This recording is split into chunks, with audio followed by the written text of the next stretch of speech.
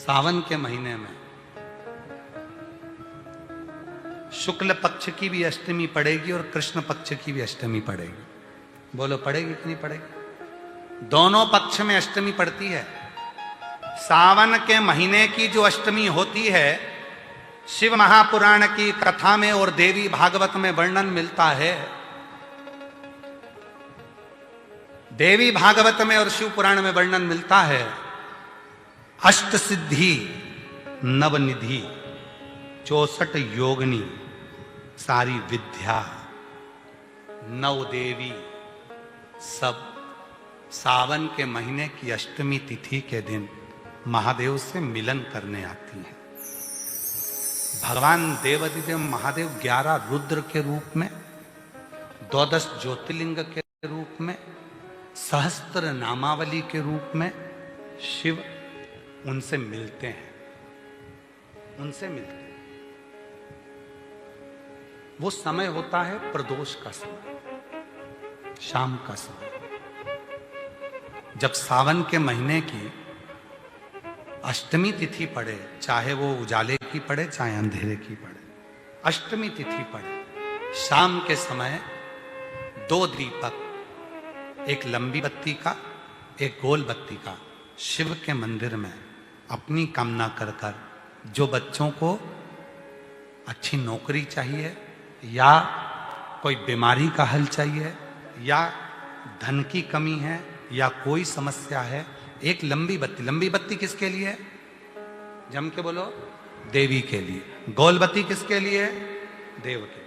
2 बत्ती घी की, गोल बत्ती को जलाओ पहले, फिर लंबी बत्ती का जो दिया हो उसकी बत्ती का मुख गोल बत्ती की ओर हो, वो बत्ती अपनी ओर नहीं हो।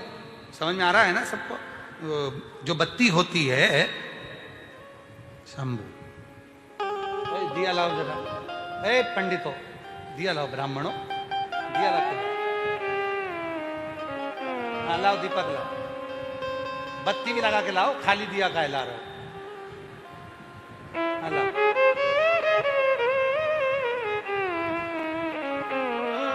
अरे जला के ना लाओ, ऐसे ही लिया।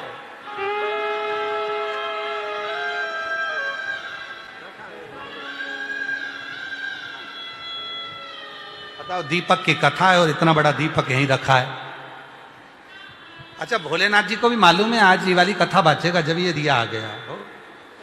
ये जो बत्ती का मुख है, देखो ये दिया, ये लंबी बत्ती, ये गोल बत्ती, तो ये जो गोल बत्ती है आपने यहां जलाई और ये लंबी बत्ती जो है ना, इसका मुख गोल बत्ती की ओर। 64 योगिनियां, अष्ट सिद्धि, नवनिधि, 9 देवियां, सारी विद्या। शिव जी की जो गोल बत्ती है, शंकर क्या है? ज्योतिर्लिंग, ज्योतिर्स्वरूप। मां दुर्गा क्या है? ज्योति स्वरूपा। क्या कहते हैं? ज्वाला महारानी की। ये ज्योति के रूप में जब हम गोल बत्ती के सामने अष्टमी के दिन प्रदोष के समय पर लंबी बत्ती का दीपक, पहले गोल बत्ती का दिया जलाया, फिर ये लंबी बत्ती का मुख उधर की ओर कर कर दीपक को जब हम प्रज्वलित करते हैं और अपनी जो कामना दोनों दीपक के सम्मुख में करते हैं, वो कामना पूर्ण होकर ही रहती है।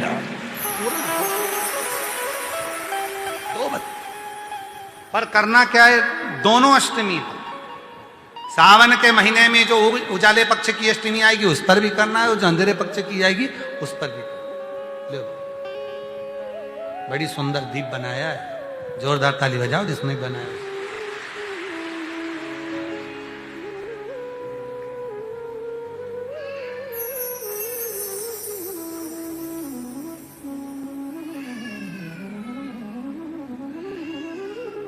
दीप उजाले पक्ष की भी अष्टमी लीजिए और अंधेरे पक्ष की भी अष्टमी लीजिए। कुछ नहीं करना, केवल प्रदोष काल में पहुंच जाओ बाबा देवाधिदेव महादेव के मंदिर में। एक दीपक, दोनों दीपक साथ में रखो।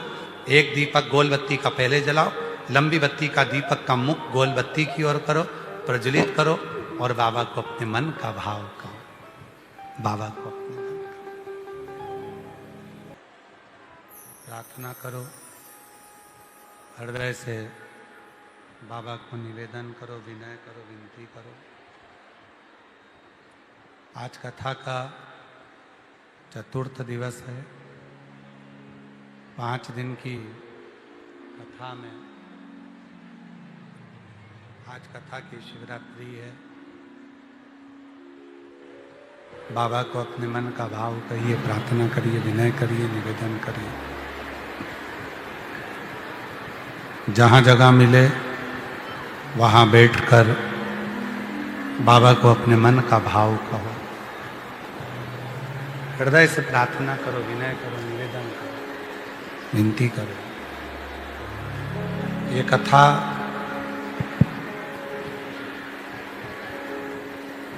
कल विराम हो जाएगी। कल कथा का समय सुबह 8 बजे से 11 बजे तक रहेगा। परसों सुंदर आनंदमय शिव दीक्षा गुरु दीक्षा महोत्सव रहेगा। सुबह 9 बजे प्रारंभ हो जाएगा। बाबा की गुरु पूर्णिमा महोत्सव की ये 5 दिवसीय कथा संपूर्ण जीवन के सुखों को प्रदान करने वाली होती है। भाव से, हृदय से बाबा को अपने मन की बात कहे, प्रार्थना करें, दिल से विनय करें, निवेदन करें। 17 अगस्त से 23 अगस्त तक भिलाई जयंती स्टेडियम में शिव महापुराण की कथा 1 बजे से 4 बजे तक रहेगी। 25 अगस्त को प्रदोष की कावड़ रहेगी बाबा की। कावड़ मेला सावन के महीने का 30 जुलाई से प्रारंभ हो जाएगा, जो 1 महीने तक चलेगा। आप बाबा को प्रेम से जल समर्पित करें और बाबा को अपने मन का भाव कहें।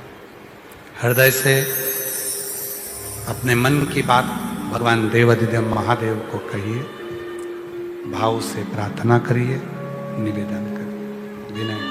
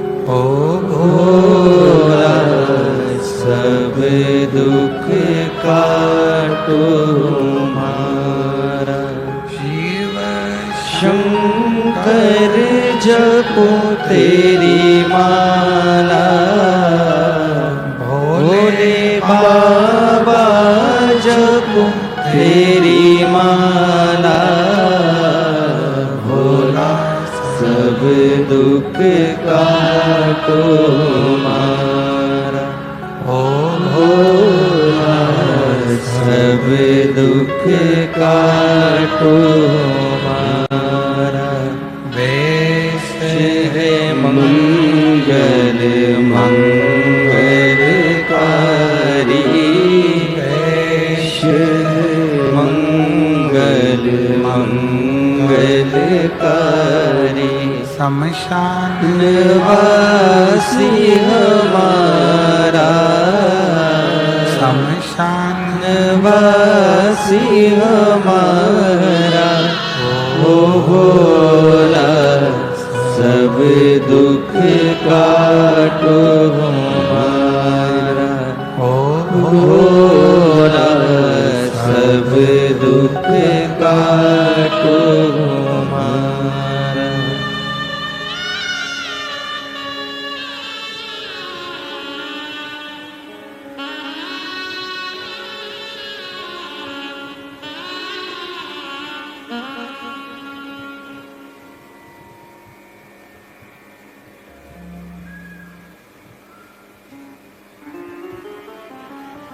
बाबा देवाधिदेव महादेव भगवान शिव ओगड़दानी त्रिकालदर्शी कैलाशी अविनाशी भगवान शंकर की पवित्र कथा कर रही है। शिव महापुराण की कथा वर्णन कर रही है, शिव तत्व कह रहा है। भोले की सेवा फल देगी, आज नहीं तो कल देगी, पर देगी जरूर। वो देगी।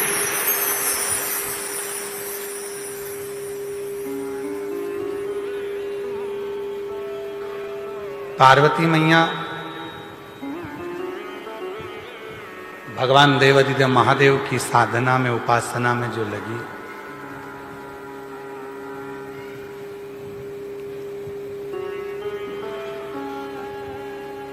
जल के महत्व को मां पार्वती जी ने बताया। समय आया तारकासुर का संहार करना है,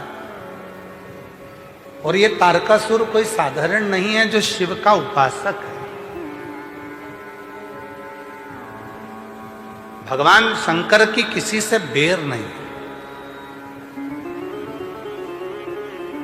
33 कोटि देवताओं में केवल एक देवाधिदेव महादेव ऐसे हैं जिनका किसी से बेर नहीं, किसी से, सबसे प्रेम, सबके प्रति समान। पशु के लिए भी उतना प्रेम है, पक्षी के लिए भी उतना प्रेम है, जीव के लिए उतना प्रेम है, जंतु के लिए उतना प्रेम है, मनुष्य के लिए, गंधर्व के लिए, सबके लिए। और वो प्रेम ही मूल है। प्रेम के बिना कौन आए शिव के धाम। एक हमारे वो फिरोजाबाद वाले फूलमाली जी माला लेकर आते हैं, शारदा वाले। शुरू से कहीं पर भी कथा होती है माला लेकर पहुंचते हैं। बहुत काम कुछ नहीं था, बाबा के यहाँ आकर एक माला लाकर चढ़ाई थी। आज बाबा की कृपा से पूरे उत्तर प्रदेश में इनका फूलों का काम बाबा की कृपा से चल रहा है। साधु था, शिव कृपा, शंकर की करुणा, शिव की।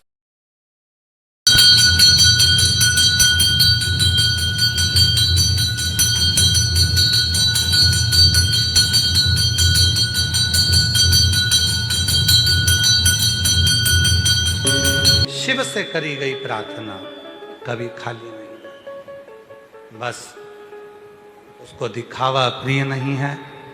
भाव से जो कहोगे वो स्वीकार करेगा, स्वीकार करेगा। समय आया, तारकासुर शिव को बहुत मानता था। शंकर भगवान का कोई दुश्मन नहीं है, शिव का कोई द्रोही नहीं है, शंकर भगवान का कोई दुश्मन नहीं। जैसे शिव जी का कोई दुश्मन नहीं है, वैसे ही शिव के जो भक्त होते हैं उनका भी कोई दुश्मन नहीं हो, कोई दुश्मन नहीं। हम रोज आरती गाते हैं तो उसमें कर्पूर गौरम करुणावतारम बोलते हैं। कर्पूर गौरम करुणावतारम संसार सारम भुजगेन्द्रहारम सदा वसंतम हृदयारविंदे भवं भवानी सहितं नमामि। कर्पूर गौरम गाने में हम रोज प्रतिदिन कर्पूर गौरम गाते हैं, शिव की स्तुति करते हैं और स्वयं भीतर शिव जैसी शीतलता लेकर नहीं आते हैं तो शिव कैसे मिले? कल शाम का समय था, अन्नदान सामग्री सब लोग उठा रहे थे। वहां पर एक भाई खड़ा था, वो कह रहा था गुरुजी धनवान बनने का कोई उपाय बता दो मुझको।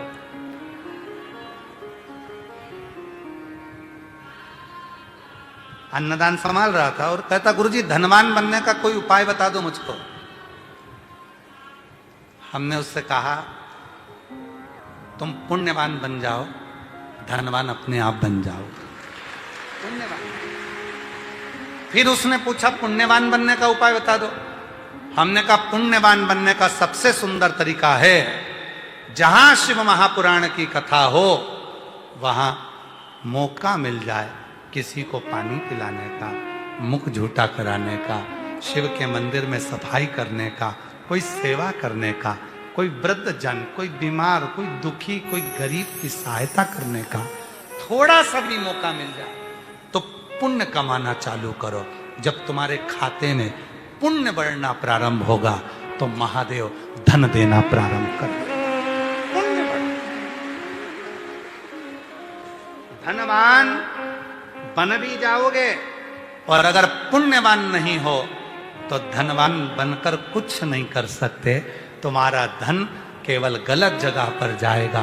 और जिस दिन तुम पुण्यवान बन गए, पुण्यवान हो गए, तुमने कहीं सेवा करना, चाकरी करना, बाबा का भजन करना, स्मरण करना, शिव पुराण सुनना, मुख झूठा कराना और कहीं ना कहीं तुमने पुण्य कमाना प्रारंभ कर दिया तो धनवान अपने आप बनते चले।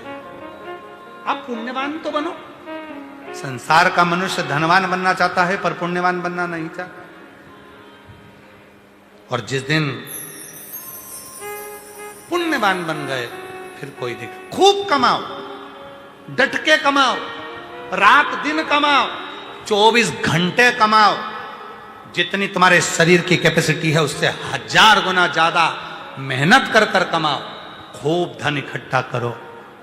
पर याद रखना ऐसा धन मत कमाना। एक धन होता है पत्नी का हिस्सा, बेटों का हिस्सा, बेटी का हिस्सा, भाई का हिस्सा, इसका हिस्सा। तुम्हारी कमाई के सब हिस्सेदार होंगे पर एक कमाई जिंदगी की ऐसी करना जो जीते जी भी कोई बांट ना सके और मरने के बाद भी कोई ना बांट सके। वो पुण्य की कमाई है। पुण्य की दुकान पर बैठकर जो कमाया, व्यापार में जो कमाया, मेहनत कर कर जो कमाया, वो सारी कमाई के हिस्सेदार होंगे। पत्नी भी बांटेगी, बच्चे भी बांटेंगे, कुटुंब वाले भी बांटेंगे, भाई भी हिस्सेदार होगा। पर जो तुमने कथा में बैठकर थोड़ा सा मुख झूठा कराकर, थोड़ा दान पुण्य कर कर, थोड़ा भजन कर कर जो तुमने पुण्य की कमाई करी, वो कमाई का कोई हिस्सेदार नहीं होगा। वो तुम्हारी है, जीते जी भी और मरने के बाद भी उसका कोई हिस्सेदार नहीं। वो तुम्हारी, वो तुम्हारी।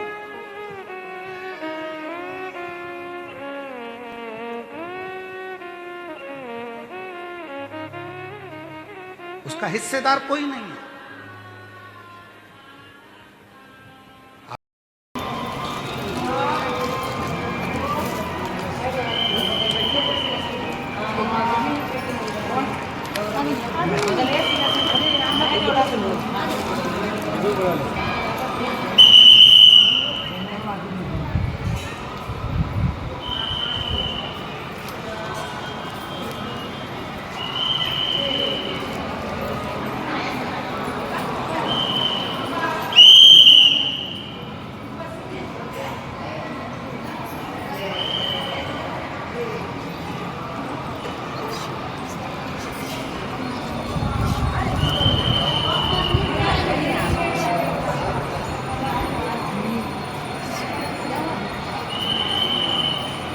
अपना किया मत बुरे कर्म कर बंदे वरना पछताएगा। भगवान की आंखों से तू बच नहीं पाएगा, तू बच नहीं पाएगा। अरे ओ अज्ञानी मत करना दानी। जैसे विभीषण के ससुर शैलुष गंधर्व शिव के मंदिर में जाते थे, भगवान शंकर के कैलाश जाते थे, शिव नहीं मिलते थे तो जल चढ़ाकर आ जाते थे। कई बार मंदिर अगर बंद भी मिले, नहीं मंदिर में जाने का मौका मिले, तो उस मंदिर के प्रांगण में उसकी बाउंड्री के अंदर जो कंकर हो, जो वृक्ष हो, उसमें आप जल समर्पित करेंगे तो भी वो जल शिव स्वीकार करते हैं, शिव स्वीकार। और यही बात शैलुष ने अपनी बेटी शर्मा को बताया, जो विभीषण की धर्मपत्नी थी। विभीषण की धर्म पत्नी थी।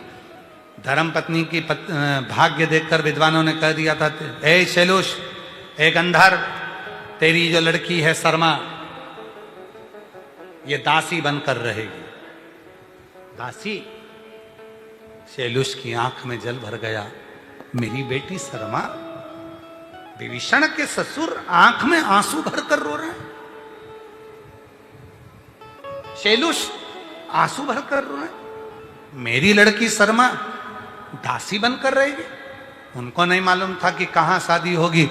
और आखिरी में शैलुष ने अपनी बेटी शर्मा को एक काम करा, जब इसके ललाट में दासी बनना ही लिखा है तो क्यों ना एक काम करूं।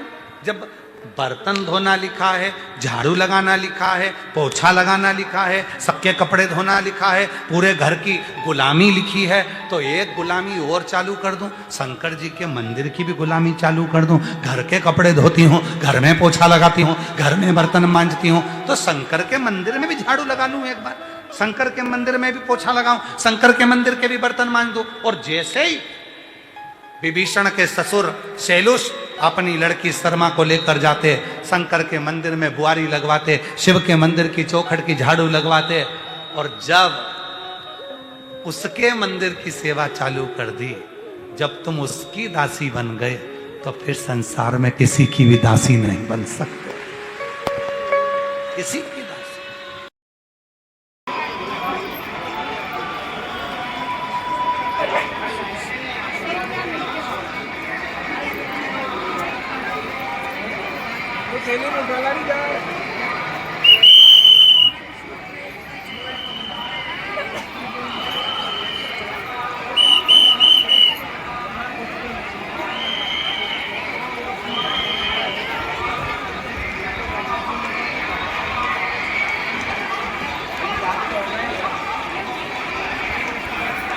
बेटियां हैं, जितने मेरे बेटा हैं, जितनी मेरी माता हैं, जितने मेरी जीजियां, मेरे जीजा जितने बैठे हैं, जितने बुजुर्ग माँ बाप बैठे हैं, घर में झाड़ू बर्तन सब करते हो, एक बार नियम बनाओ, शंकर के मंदिर में जाऊंगी, कुछ नहीं तो वहां के दीपक ही उठा के एक और रखी आऊंगी, थोड़ी सी झाड़ू लगा दूंगी, एक बार कर कर देखना, कर कर देखना।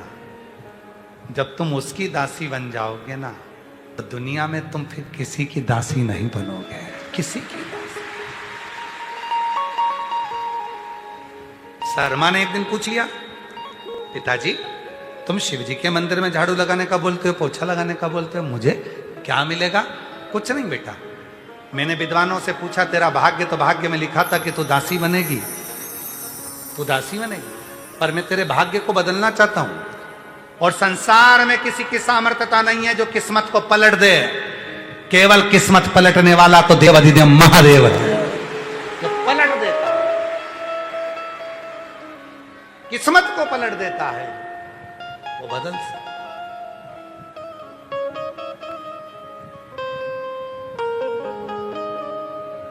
शर्मा सेवा करी, विभीषण के साथ शादी हो गई। विभीषण को धुतकारा रावण ने। शर्मा ने कह दिया तुम चिंता मत करो, राम की शरण चलो। वो राम शिव की शरण जाते हैं, राम शंकर के, शंकर राम के, हम भी चलते हैं राम की शरण में। शिव कृपा करेंगे। जो राम की शरण में गए, वो शर्मा विभीषण की पत्नी दासी तो नहीं बनी, पर रावण के जाने के बाद लंका की महारानी बन गई। गलत किस? देवता देते हैं पल्ला झाड़ कर, मेरा कुबेर भंडारी देता है छप्पर झाड़ कर। वो थोड़ा नहीं देता, थोड़े में तो देता ही नहीं।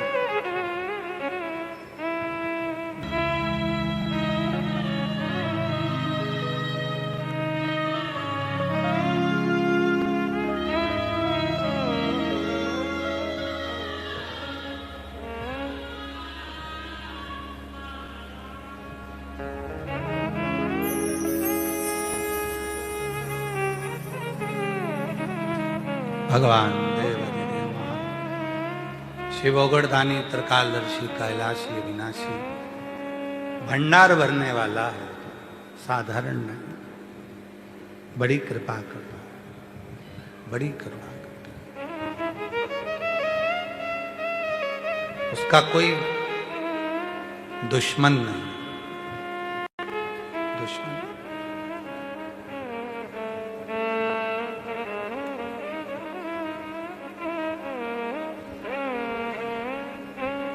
एक बार किसी ने हमसे पूछा था आपको किसी से खतरा है, आपका कोई दुश्मन है? हमने कहा हमें अपने आप से ही खतरा है। दूसरे से क्या? वो क्या कहते हो रे, हमें तो अपनों ने लूटा, गैरों में कहाँ दम था, कश्ती मेरी वहां डूबी जहां। स्वयं को स्वयं से खतरा होना चाहिए। ये मन बहुत चंचल है, भटक ना जाए, गलत जगह ना चले जाए, गलत विचार में ना पड़ जाए। कोई गाली देगा, उसको पलट कर हम गाली ना दे दें। कोई गलत बोलेगा, उसको हम गलत ना बोल दें। कोई गलत विचार रखेगा, अपने विचार ना बिगाड़ लें।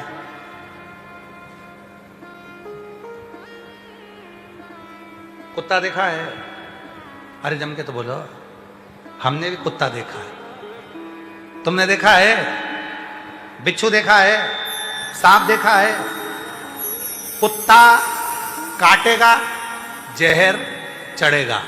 बिच्छू काटेगा, जहर चढ़ेगा। सांप काटेगा, जहर चढ़ेगा। तो कुत्ते को समझाते क्यों नहीं हो? मत काट, जहर चढ़ता है। कुत्ता समझेगा? अरे जम के तो बोलो। बिच्छू को कोचिंग दो, ट्यूशन पढ़ाओ। ए बिच्छू काटना मती, जहर चढ़ता है। बिच्छू समझेगा? बोलते जाओ, बोलते जाओ। सांप को कोचिंग दो, सांप को समझाओ, काटना मती दादा, तू काटता है लोग निपट जाते हैं। निवेदन है, तू काटना मती, जहर चढ़ेगा। सांप डसना बंद करेगा? जम के बोलो नहीं। कुत्ता काटना बंद करेगा? नहीं। बिच्छू डंक मारना बंद करेगा? नहीं। तो फिर करें क्या? सीधी बात है, कुत्ते को समझाना बंद करो, बिच्छू को समझाना बंद करो, सांप को समझाना बंद करो, अपन उनसे दूर हो जाओ। इससे बढ़कर और क्या हो सकता है?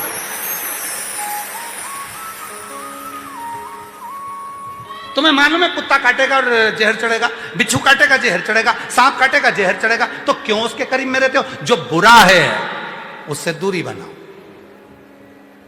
गलत बोलने वाला है उससे दूरी बना। आप दूर हो जाओगे, काटेगा ही नहीं रिश्तों। कुत्ता देखा हमने, तुमने देखा कि नहीं देखा पर पता। बिच्छू देखा हमने, तुमने देखा कि नहीं देखा पता। दूरी। भगवान नारायण कर रहे हैं तारकासुर बेकार, तारकासुर ने ये कर दिया। ब्रह्मा जी बोले तारकासुर ने ये कर दिया। इंद्र करें तारकासुर ने ये कर दिया। आखिरी में एक दिन भगवान विष्णु ने तुरंत कह दिया लक्ष्मी जी से, हे लक्ष्मी तुम कहती हो तारकासुर ने ऐसा करा, पर तारकासुर जैसा शंकर का भजन करने वाला कोई दूसरा नहीं होगा। जिसने वर मांगा शिव के पुत्र के द्वारा मरूं, और षडानंद कार्तिकेय ने तारकासुर का संहार किया। वो तारकासुर साधारण नहीं है। उसके 3 पुत्र तारकाक्ष, विदुम्माली, कमलाक्षी, जिनके कारण भगवान शंकर का पशुपति नाम पड़ गया।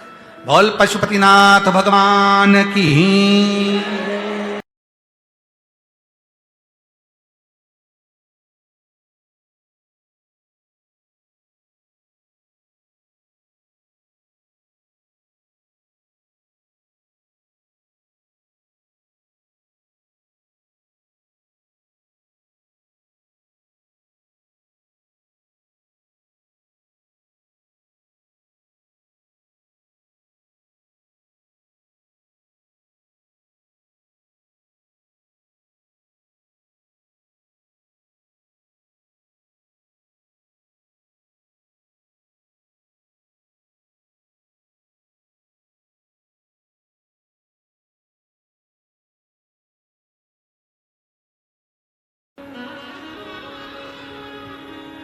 एक देवाधिदेव महादेव, एक मां जगत जननी अम्बा, एक भगवान श्री नारायण, एक श्री गणेश जी महाराज, एक मेरे सूर्य नारायण भगवान।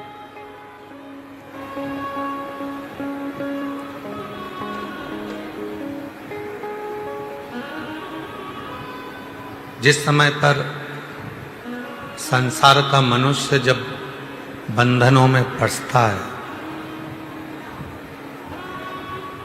कष्ट उसकी जिंदगी में जब आता है, तो शिव जी की शिव पंचायत बैठती है और उस पंचायत में निर्णय लिया जाता है।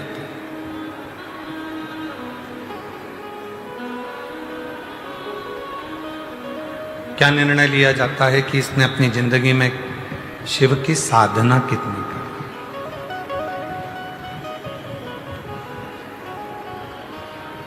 एक नौकरी को अगर पाना है तो आपको आपकी उम्र देखना पड़ेगा। पुलिस की नौकरी में जाना है तो भी उम्र देखना पड़ेगा। मिलिट्री की नौकरी में जाना है तो भी उम्र देखना पड़ेगा। गवर्नमेंट नौकरी में जाना है तो उसकी एक उम्र देखना पड़ेगा। उम्र देखना। किसी भी नौकरी को करने के लिए उम्र देखी जाती है, पर भगवान की भक्ति को करने के लिए कोई उम्र नहीं देखी जाती। उसमें यह नहीं देखा गया कि तुम्हारी उम्र क्या है। ध्रुव जी महाराज ने 4 वर्ष की अवस्था में भगवान को प्राप्त करा था। प्रहलाद जी महाराज ने 5 वर्ष की अवस्था में भगवान को प्राप्त करा था। मीराबाई ने 3 वर्ष की अवस्था में भगवान को प्राप्त किया था। कर्माबाई ने 9 वर्ष की अवस्था में भगवान को प्राप्त किया था। संत तुकाराम जी ने 8 वर्ष की अवस्था में भगवान को प्राप्त किया था। नामदेव जी महाराज ने 6 वर्ष की अवस्था में भगवान को प्राप्त किया था। रामकृष्ण परमहंस जी ने 8 वर्ष की अवस्था में भगवान को प्राप्त किया था।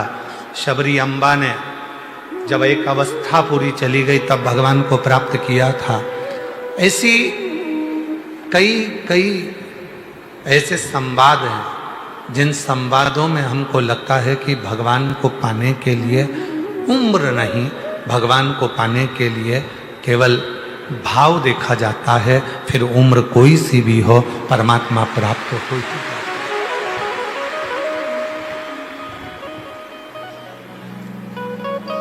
शिव पंचायत में,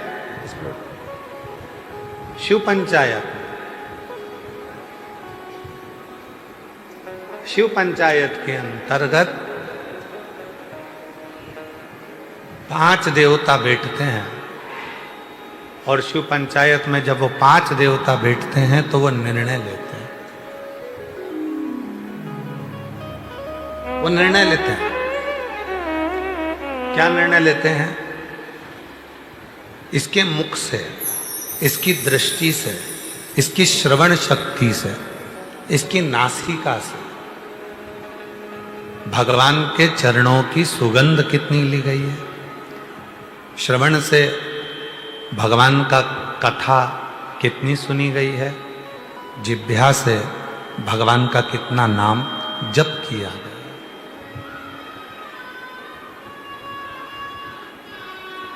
कितना जप, कितना सुंदर कहा है शिव पुराण के अंदर।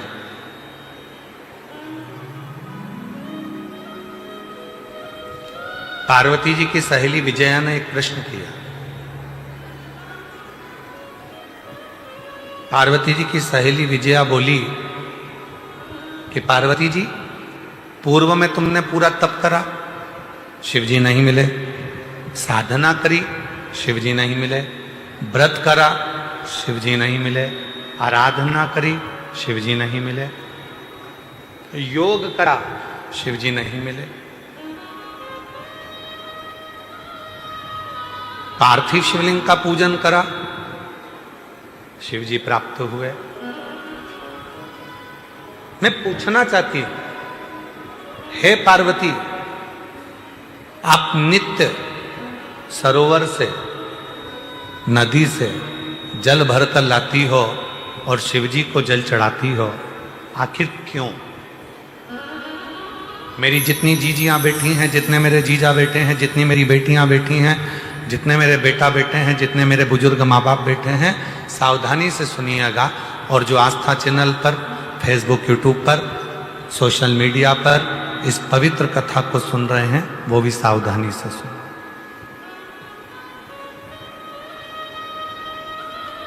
दो समय का किया गया भजन हमें नरक में नहीं पड़ने देता। एक, जिस समय पर अपने कुल में किसी को बच्चा हो रहा हो, बच्चा जन्म ले ले और उसकी नाल कटे, उस नाल कटने के समय पर जो भजन किया जाता है, नाल कटने के पहले, बच्चा जन्म लिया, नाल कटने के पहले जो भगवान का एक बार भी अगर नाम ले लिया तो समझ लेना कि जिंदगी में दूसरा जन्म नहीं हो सकता। भगवान का भजन। दूसरा, शिव महापुराण की कथा दूसरा समय देती है जो मां जगत जननी जगदम्बा पार्वती जी ने बताया।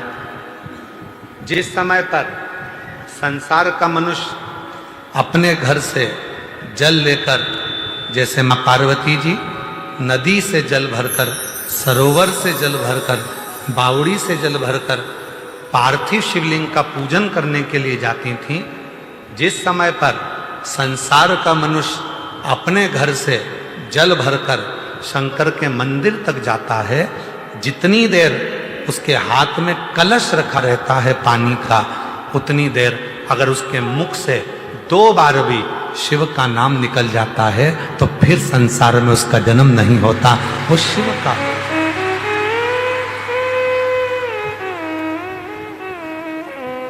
अब आपको और हमको इतना स्मरण नहीं है, डॉक्टर बताएगा नहीं कि बच्चे ने जन्म ले लिया है, नाल कटने वाली है, तो हम वो भजन नहीं कर पाएंगे। पर पानी का कलश तो हमारे हाथ में है, जल का लोटा तो हमारे हाथ में है। हम जब घर से निकले तब मुख से 2 बार, 5 बार, 10 बार श्री शिवाय नमस्तुभ्यं, श्री शिवाय नमस्तुभ्यं, शिवाय नमस्तुभ्यं श्री शिवाय नमस्तुभ्यं श्री शिवाय नमस्तुभ्यं श्री शिवाय नमस्तुभ्यं। हम कम से कम 2 बार, 5 बार, 3 बार, 4 बार, 1 बार शिव का नाम तो ले सकते। और हमने मुख से जल चढ़ाने के पहले जो नाम लिया वही हमारे भीतर की तरंग उस जल में जाती है, शिव को चढ़ती है और शिव हमारा कल्याण करना प्रारंभ कर देते हैं।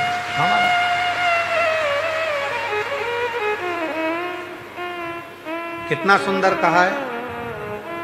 शिव महापुराण के अंतर्गत वेद व्यास जी कहते हैं, जब जल चढ़ाने के लिए शिव के मंदिर जाओ, घर का पूरा काम कर लो, बच्चों को स्कूल भेज दो, पति का टिफिन बना दो, बुजुर्ग माँ बाप की सेवा कर लो, बुजुर्ग माता पिता को दवाई देना है तो दवाई दो, भोजन देना है तो भोजन दो, पूरा घर का काम निपटा लो, झाड़ू पोछा भी लगा लो, बर्तन भी मांज लो। और जिस समय 24 घंटे में से भी अगर 1 मिनट तुम्हें दिखे कि ये मेरा 1-1.5 मिनट खाली है, उस समय पर 1 लोटा जल भरो और शंकर के पास पहुंच।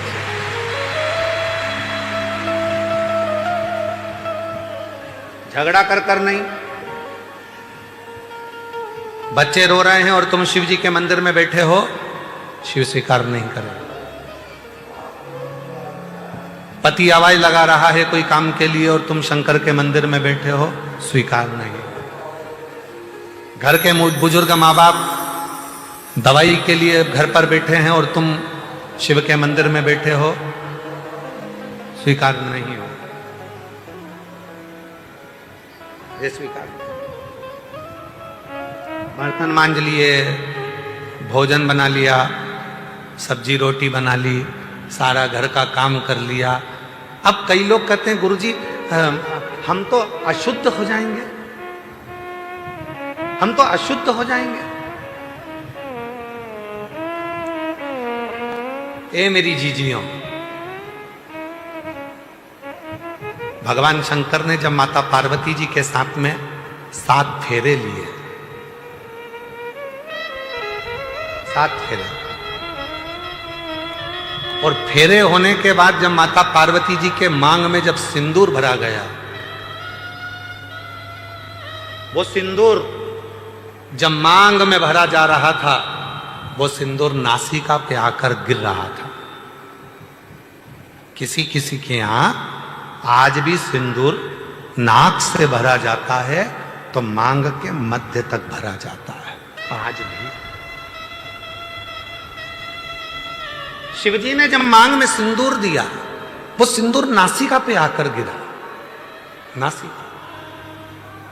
और जब नासिका पर आकर गिरा, तब देव अधिदेव महादेव ने कह दिया, सुनो पार्वती, आज मैं संसार की प्रत्येक नारी को एक वर देता हूं कि नारी चाहे छोटे से बच्चे के कपड़े धो ले, नारी चाहे अपने घर के बुजुर्ग के कपड़े धो ले, नारी चाहे झूठे बर्तन मांज ले, नारी चाहे अपने पति के झूठे बर्तन मांज ले, कपड़े धो ले, सारा काम कर ले, उसके बाद भी नारी अगर 1 क्षण के लिए मेरे मंदिर तक आ रही है तो वो कभी अशुद्ध नहीं हो सकती, वो शुद्ध की शुद्ध ही है, वो अशुद्ध नहीं है, उसमें शुद्धता का भाव नहीं। आज के जमाने में बहुत बड़ा बड़ा आडंबर हो गया, शिव जी को हाथ मत लगाना, इस मंदिर में प्रवेश मत करो, इस मंदिर के अंदर कोई जा नहीं सकता, शंकर जी को कोई हाथ नहीं लगा सकता, भगवान को कोई छू नहीं सकता। ए भाई, शिव पुराणों को अगर अच्छे से अध्ययन करो तो स्वयं देव अधिदेव महादेव कहते हैं, जब मेरे पास में मेरे भक्त आते हैं, उनको देखकर जो मेरे चेहरे पर प्रसन्नता आती है, वो मुझे फूल चढ़ाने से भी नहीं आ सकती। वो मुझे फूल चढ़ाने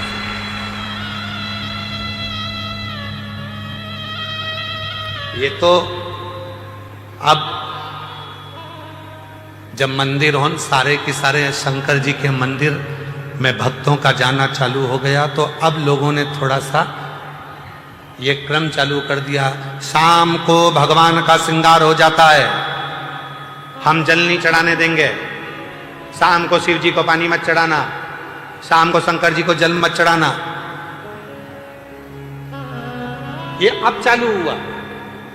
पहले तो मेरा भोला बाबा पेड़ के नीचे बैठा है, ओटले पर बैठा है, दरवाजा भी नहीं है, मंदिर भी नहीं है, खुले आसमान में बैठा है। रात दिन सुबह शाम जब तेरी मर्जी पड़े तब तेरे बाप के पास आ, तब तेरे शिव के पास आ, जब तेरा मन हो।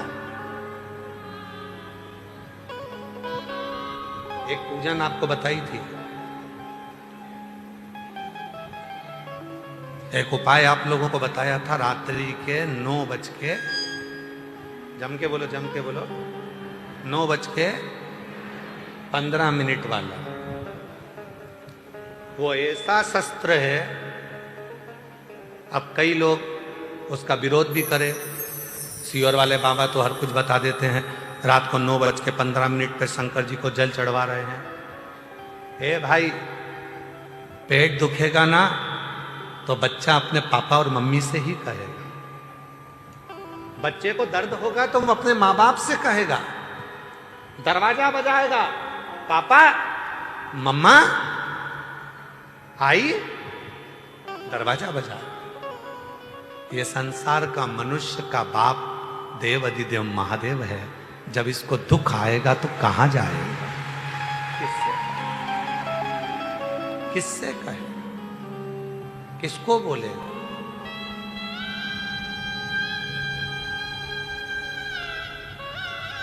आओ कुबरेश्वर बाबा की भूमि पर रात को 12 बजे भी आओगे तो शंकर जी को जल चढ़ता मिलेगा। बोलो बोलो, सही है गलत है? 1:30 बजे रात को भी आओगे तो शिव जी को जल चढ़ता मिलेगा। 2 बजे रात को भी आओगे तो शिव जी को जल चढ़ता मिलेगा। 3:30 बजे रात को आओगे तो शिव जी को जल चढ़ता मिलेगा। 6 बजे भी आओगे तो जल चढ़ता मिलेगा। दिन भर जल चढ़ता मिलेगा। 24 घंटे बाप का दरवाजा अपनी औलाद के लिए खुला की खुला है। वो आएगा, उससे कहेगा। किसके भरोसे, किसके भरोसे?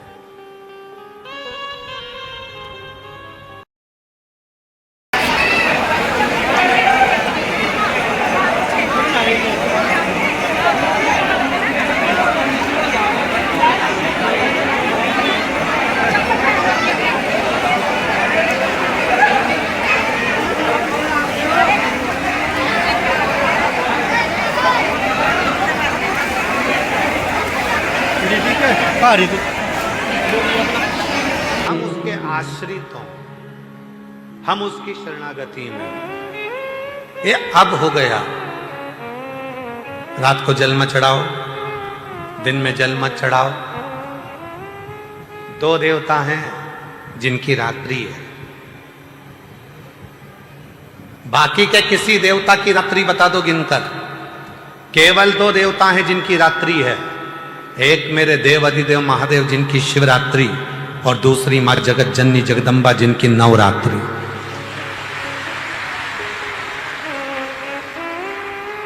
तैंतीस कोटि देवताओं की लिस्ट निकाली है, किसी देवता की रात्रि नहीं है। रात्रि है तो मेरे देव अधिदेव महादेव की शिवरात्रि। शिवरात्रि का मतलब क्या होता है? कोई भक्त है, भाव से जिस दिन उसको पुकारेगा, चाहे रात हो चाहे दिन हो, कभी भी पुकारे, शंकर उसके लिए अपना कैलाश और काशी छोड़कर आ जाते हैं। वो शिवरात्रि कहलाती है।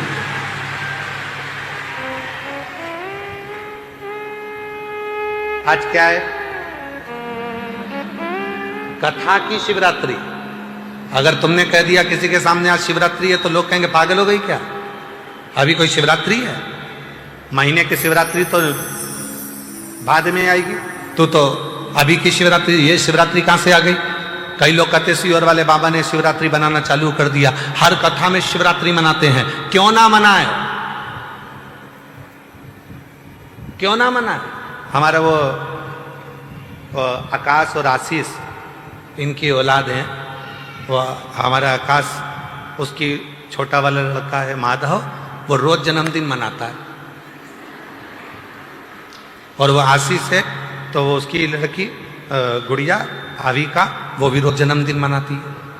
उसकी मम्मी रोज इतना बड़ा आटे की लोई बना के थाप के दे देती है, वो चक्कू से केक काटती है, हैप्पी बर्थडे टू उसका जन्मदिन, उसका जन्मदिन।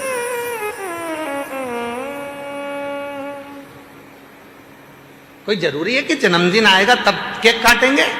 कभी कभी बच्चों को अच्छा लगता है तो माँ बाप कह देते जा लिया केक काट के खाते हैं। ला, जिस दिन जन्मदिन होगा तो उस दिन तो ढेर केक आएंगे, खाते ही नहीं बनेगा, लोगों को मुंह में ठुसाओगे, खिलाओगे, तुम नहीं खा पाओगे, बस मुस्कुराओगे, पर खाओगे नहीं, दूसरे को खिलाओ। इतने केक, यहाँ कटा वहां कटा, यहाँ काटा वहां काटा, गाड़ी पे काटा, स्कूल में काटा, यहाँ काटा, सदुर केक कटेंगे, पर तुम खा नहीं पाओगे। खाने का मजा कब है? जब जन्मदिन निकल गया, अकेले हो, उस दिन एंजॉय अपने परिवार के साथ, लाओ जरा अच्छा बढ़िया केक खरीद के लाओ, बढ़िया चॉकलेट वाला काट के फिर खाया तो स्वाद आया, आनंद आया। तो जरूरी है कि जन्मदिन के दिन ही खुश हो गए? तुम तो रोज प्रतिदिन एक लोटा जल चढ़ाकर इतने खुश हो कि मेरे बाप से मैं बात कर कर आई हूं, मेरे पिता से मैं बात कर कर, प्रसन्नता होनी चाहिए, आनंद होना चाहिए, मुस्कुराते दिखो, मुस्कुराते।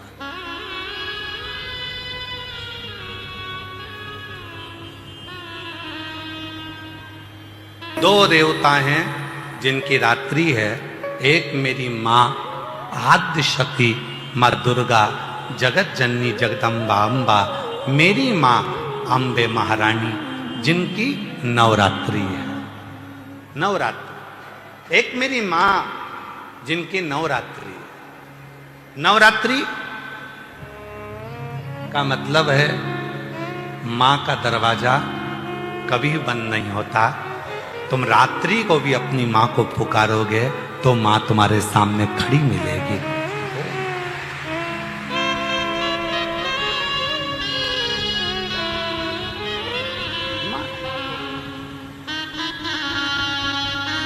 एक बात कहें आप लोगों से,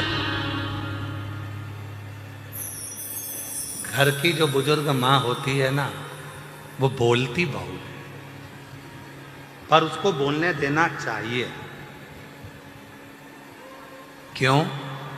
उसकी बोली से, बुजुर्गों के मुख से निकले हुए शब्द से हमारे घर का आनंद है। जिस दिन वो माँ बोलना बंद कर देती है ना, उस दिन उस घर से देवता भी रुष्ट होकर चले जाते हैं। उसको बोलने दो, बोल। कल एक बहन जी पूछ रही थी, गुरुजी शरीर का सारा अंग बूढ़ा हो जाता है, भगवान से प्रार्थना करो ना कि ये बुढ़ापे में हाथ पांव सब बूढ़े हो जाए। हमने कहा नहीं नहीं नहीं, तुम झूठ बोल रही हो कि शरीर का पूरा अंग बुढ़ापे में बूढ़ा हो जाता है। जीवान कभी बुढ़ी नहीं होती, जीवान कभी बूढ़ी नहीं होती। जीवान तो जवान की जवान है। जीवान का नियम है, बहुएं आती हैं, जीवान और जवान हो जाती है। 70 की उम्र आएगी, जीवान और जवान हो जाएगी। 75 की उम्र आएगी, जीवान और जवान हो जाएगी। अगर तुम्हारी बूढ़ी अवस्था के साथ जीवान भी बूढ़ी होती तो सास और बहू का कभी झगड़ा नहीं होता, कभी झगड़ा नहीं। जीवान कभी बूढ़ी नहीं होती, जीवान जवान की जवान होती है। जैसे जैसे उम्र बढ़ती जाएगी वैसे वैसे जीवान और जवान होती चली जाएगी। तो बहुएं कहती हैं, कितनी बोलती हैं मम्मी, तुम थोड़ी देर चुप क्यों नहीं रहती? अब उनको कौन समझाए? तुम्हारे शरीर की जवानी चल रही है और बूढ़ी माँ की जीवान की जवानी चल रही है, उसको कौन समझाए? जीवान कभी वृद्ध नहीं होती, बूढ़ी नहीं होती, कभी बूढ़ी।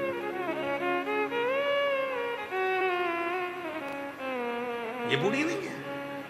आप भले सोचो कि बुढ़ापा आ गया, ये हो गया, वो हो गया, पर जीवान कहाँ बूढ़ी होगी, जिभ्या कहाँ बूढ़ी, जीवान बूढ़ी नहीं, जीवान में बुढ़ापा नहीं। और आपसे निवेदन है, जब जीवान बूढ़ी नहीं होती है, जब जीवान बूढ़ी ही नहीं होती है, अमित एक कुर्सी दे दो माँ को, दे दो। जीवान जब बूढ़ी ही नहीं होती है तो फिर हम भजन को बूढ़ा क्यों करें? भजन भी जवान होना चाहिए, भजन की भी जवानी होना चाहिए।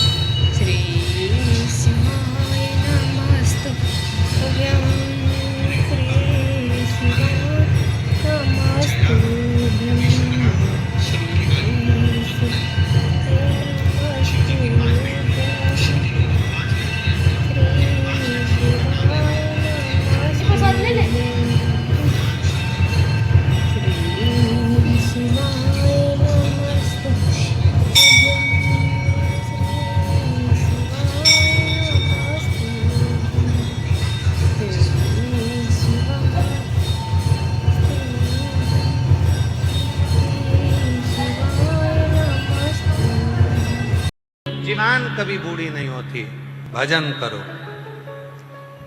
शिव पंचायत में बैठकर 5 देवता ये निर्णय लेते हैं कि तुमने शिव का स्मरण कितना किया, शंकर का भजन कितना किया, शिव भक्ति कितनी।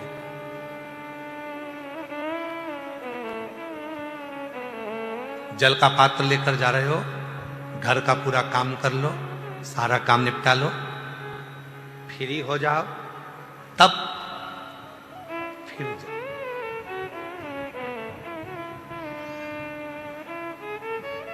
फिर जाओ, 2 मिनट ज्यादा भी लग जाएगा तो भी सब काम पूरा करके आई हूं, सब काम। 2 मिनट ज्यादा भी लगेंगे तो भी तुम्हारे मन में आएगा मैं सारा काम पूरा कर कर आई हूं। 2 मिनट ज्यादा लग जाएंगे, झाड़ू पोछा लगा लूंगी, सेवा कर लूंगी, भगवान से लड़ जाना कोई। पर घर में बुजुर्ग माँ बाप पड़े हुए हैं, पति चिल्ला रहा है, बच्चे स्कूल जाने के लिए तैयार हो रहे हैं, और उस बीच में तुम तैयार होकर जल लेकर शिव के मंदिर चले जाओ, शिव स्वीकार नहीं करें। एकदम फ्री, एकदम फ्री। फिर किसी ने कहा गुरुजी दोपहर में जाएंगे तो शंकर जी का मंदिर ही बंद हो जाएगा, फिर जल कैसे चढ़ाएं?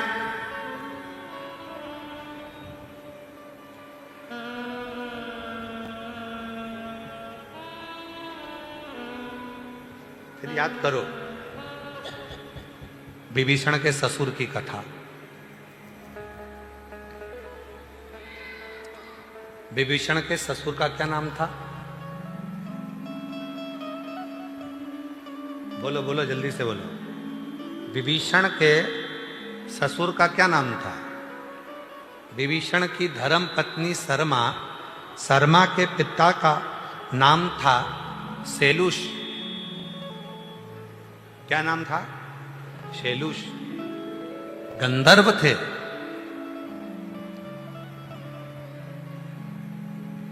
और शैलुष गंधर्व गंधर्व लोक में निवास करते थे, और गंधर्व लोक में निवास करने के बाद में वो सारा गंधर्व निवास करते थे और पूरा काम पूरा करते, और पूरा कर कर जब वो कैलाश पर भगवान शंकर की आराधना करने के लिए जाते तो शिवजी तो वहां से ओझल हो जाते, देखते ही नहीं।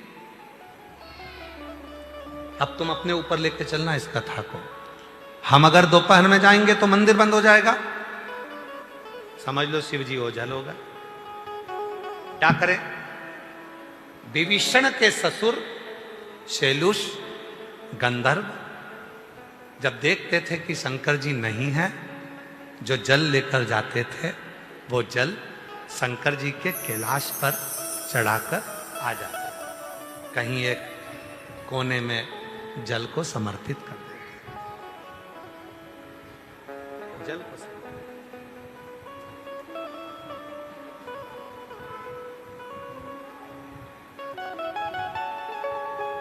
और ऐसी कैसी एक चरित्र आता है काशी का। काशी में एक कचौड़ी बेचने वाला है, उसका नाम हमारे स्मरण में नहीं आ रहा है, कचौड़ी बेचता है। और वो कचौड़ी बेचने वाला पुराने समय की बात है, हाथ से कचौड़ी बनाकर सबको खिलाता था, सवेरे सवेरे मंदिर जाता था। एक दिन शिवजी के मंदिर में गया तो विश्वनाथ जी का मंदिर उस दिन खुला नहीं था और उस दिन ग्राहकी ज्यादा थी, तो मंदिर के दरवाजे पर जल चढ़ाकर आया और दरवाजे पर ही चौखट पर गणेश जी बने थे। किसी किसी मंदिर में आपने देखा होगा दरवाजे पर गणेश जी बने होते हैं पत्थर के, तो नीचे जल चढ़ाया और जल चढ़ाकर गणेश जी से कहकर आ गया, पिताजी को बोल देना था मैं आया था, पिताजी को कह देना मैं आया था, जल चढ़ाकर गया हूं, बता देना अपने पिताजी को। अब तो वो चले गया।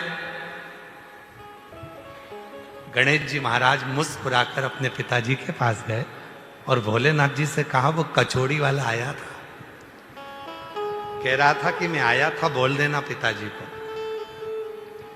शिव जी ने कहा गणेश जी से, गणेश संपूर्ण काशी में, संपूर्ण अवंतिकापुरी में, संपूर्ण सौराष्ट्र में, संपूर्ण संसार में जो मंदिर का क्षेत्रफल होता है, जिस मंदिर के क्षेत्रफल में शिव विराजमान होते हैं, उस मंदिर के क्षेत्रफल का जितना जितना बाउंड्री होता है, उस बाउंड्री के अंदर अगर कोई शिव भक्त पहुंचकर मेरा मंदिर बंद भी है और अगर किसी स्थान पर भी जल चढ़ाकर जाता है, वो जल मुझे स्वीकार होता है, मैं उसको स्वीकार कर लूं। मंदिर बंद है, मंदिर के अंदर कोई पौधा तो होगा, मंदिर के अंदर कोई पेड़ तो लगा होगा, मंदिर के अंदर कोई बेलपत्री का वृक्ष तो होगा, मंदिर के अंदर कोई पीपल का वृक्ष तो होगा, मंदिर के अंदर कोई बड़ का वृक्ष तो होगा, मंदिर के अंदर कोई तुलसी का पौधा तो होगा। मंदिर बंद है और तुम जल चढ़ाने गए, चढ़ाने नहीं दिया, मंदिर बंद हो गया। उस पौधे में तुम देव अधिदेव महादेव के भाव से जल देना प्रारंभ करो, शिव उस जल को खुद आकर स्वीकार करना प्रारंभ कर दो। शिव की जैसी भक्ति, शिव की जैसी सरलता, शिव के जैसी निर्मलता कहीं नहीं मिलेगी। इतना सरल, इतना सरल, इतना सरल कि उसकी सरलता का क्या गुणगान करें, इतना सरल। एक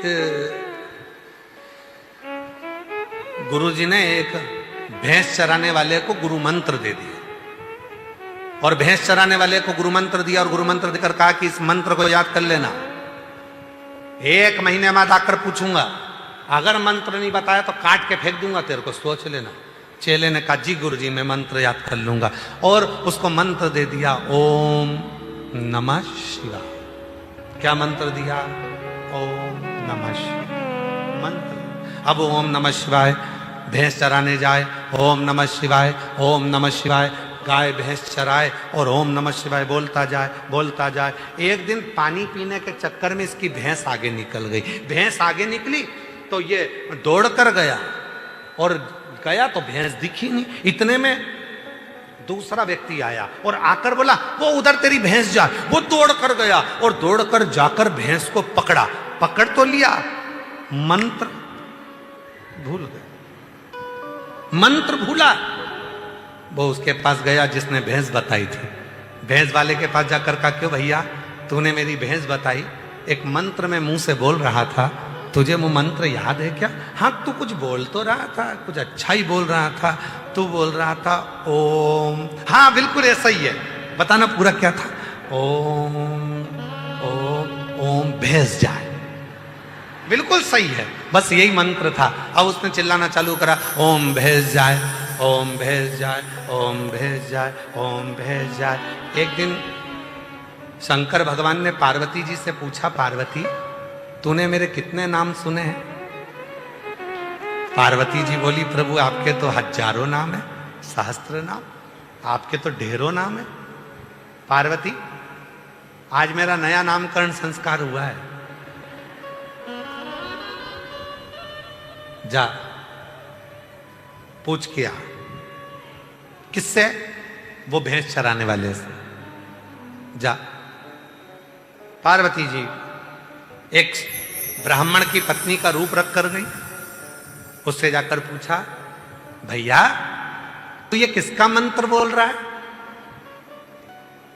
उसने देखा ये अपनी पहचान वाली नहीं दिख रही है, बात करने में अगर मंत्र भूल गया तो कोई बताने वाला भी नहीं मिलेगा, तो ये तो और तेज चिल्लाने लगा, ओम भैंस जाए, ओम भैंस जाए। पार्वती जी ने सिर पे पल्लू लेकर पूछा, बोल तो सरी किसका नाम बोल रहा है? इसने सोचा ये तो मानने कोई तैयार नहीं, इधर मुंह कर लिया और उधर मुंह करके चिल्लाने लगा, ओम भैंस जाए। पार्वती जी उधर चली गई, अरे मुंह से बोल तो सरी किसका नाम बोल रहा है? उसने इधर मुंह कर लिया, पार्वती जी नहीं मानी तो उधर चली गई। अब क्या, पार्वती जी को चिढ़ आ गई, चिढ़ के बोली, अरे मुंह से आवाज निकाल कर बोल तो सरी किसका नाम बोल रहा है? इतने में गुस्से में बोल दिया, जा तेरे कसम का बोल रहा हूं।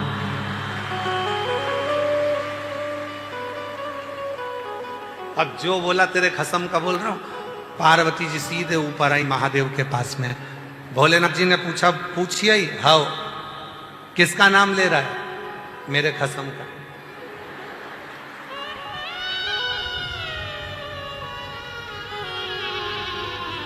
तुम्हारा।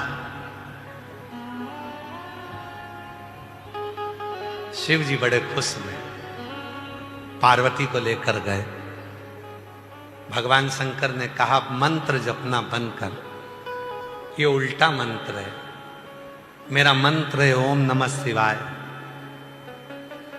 भैंस वाले ने कहा, तुम्हें कैसे मालूम? तुम भी मेरे गुरु जी के चेले हो। शंकर जी बोले, हाँ मैं उन्हीं का चेला हूं, पर मंत्र सीधा कर दे। ठीक है, मंत्र तो मैं सीधा कर दूंगा, पर एक वचन दे दो, मेरे जैसे कोई भोले संसार में बहुत होंगे जो संस्कृत का एक श्लोक नहीं आता होगा, कोई मंत्र नहीं आता होगा, भूल से भी आपका आड़ा टेढ़ा मंत्र बोले, आपकी आड़ी टेढ़ी पूजन कर दे, कुछ भी कर दे, तो भी तुम नाराज मत होना, उसको दर्शन जरूर देना। और बाबा ने वचन दे दिया, संसार का मनुष्य, गंधर्व, पशु, पक्षी, जीव, जलचर, थलचर, वायुचर, संसार में पृथ्वी पर जन्म लेने वाला कोई मनुष्य भूल से भी मेरा आड़ा टेढ़ा कैसे भी मुझे भजेगा तो भी वो नरक नहीं भोगेगा, मेरे ही कैलाश पर निवास करेगा। इसलिए मेरी जीजियों, मेरे जीजाओं, मेरी बेटियों, बेटाओं, मेरे बुजुर्ग माँ बाप, चिंता मत करना। कोई तुमसे कहे तुम तो ये मंत्र गलत बोलती हो, कोई तुमसे कहे तुमने चढ़ा हुआ पानी पी लिया, कोई ने तुमसे कह दिया ऐसा कर दिया, कोई ने कह दिया बेलपत्री खा गई, कोई ने कह दिया वैसा कर दिया, कोई ने कहा ये कर दिया, उससे कहना तुझे क्या करना, मेरा पिताजी मुझे जानता है अच्छी तरह से कि मैं कैसी हूं, उसको मालूम वर प्राप्त बहुत है। उल्टा जपो, सुल्टा जपो, मरा मरा कहे सो राम निकल गया तो भी तर गया। बस शिव को आडंबर पसंद नहीं, शंकर को दिखावा पसंद नहीं। शिव को दिखावा पसंद नहीं है, आडंबर पसंद नहीं है। शंकर भगवान तुम्हारे सच्चे हृदय से, निर्मल मन से तुमको प्राप्त हो सके।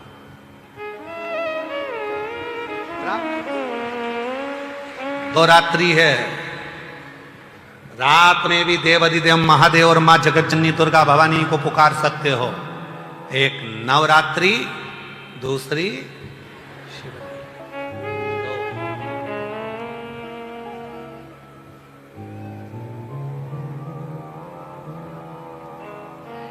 कई लोग कहते हैं सियोर वाला बाबा तो पागल हो गया, रात को जल चढ़वा देता है। दिक्कत क्या है? वो हमारा, हम उसका, वो हमारा।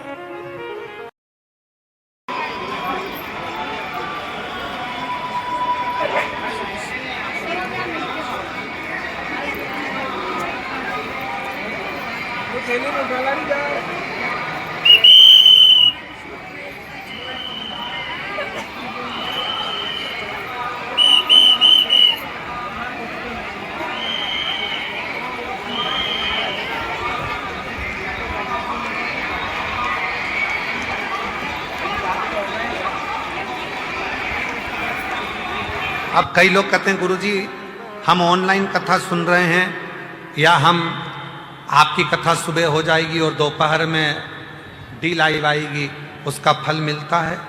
क्यों नहीं मिलता? क्यों नहीं मिलता? हृदय से, भाव से आप उसको पुकारो, वो तुम्हारे सामने हो, हृदय से। परसों गुरु दीक्षा, शिव दीक्षा महोत्सव होगा। खूब सारा सब लोग अपने अपने गुरु जी को ढूंढ रहे होंगे, गुरु जी चेलों को ढूंढ रहे होंगे। कई अच्छी अच्छी पार्टियों को ढूंढ रहे होंगे कि कोई करोड़पति हमारा चेला बन जाए, कोई बिजनेसमैन हमारा चेला बन जाए, कोई फैक्ट्री का मालिक हमारा चेला बन जाए, तो अपना भी कल्याण, चेले का भी कल्याण। गुरु बाजार में मिलने वाली चीज नहीं है, गुरु विश्वास की मूर्ति होती है, विश्वास की मूर्ति।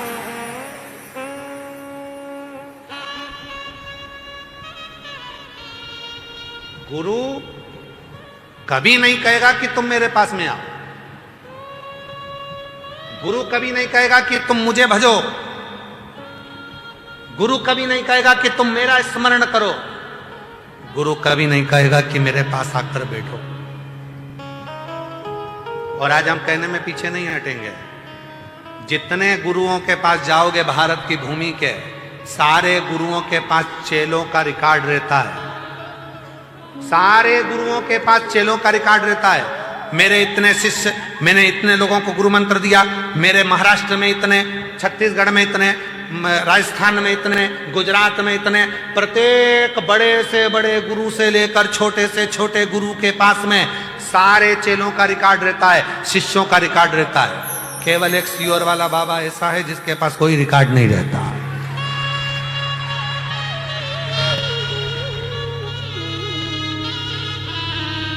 क्यों? क्योंकि मेरा बाबा कभी गिनकर ना तो देता है ना लेता है, मेरा बाबा तो छप्पर फाड़ कर देता है और छप्पर फाड़ कर लेता है। वो गिनकर नहीं देता, वो गिनकर नहीं लेता।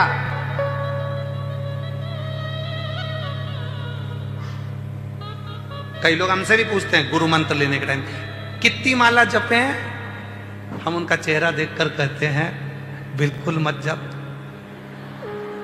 बिल्कुल नहीं। अपने घर में बूढ़े माँ बाप है ना, उनकी सेवा कर लेना, माला के जपने के बराबर फल मिल जाए। और कई लोग ऐसे दिन भर बैठ के काउंटिंग करते रहते हैं। आजकल तो बटन आ गई इतनी बड़ी, उंगली में ऐसे ऐसे ऐसे इधर फंसा लो, इधर दबाते रहो,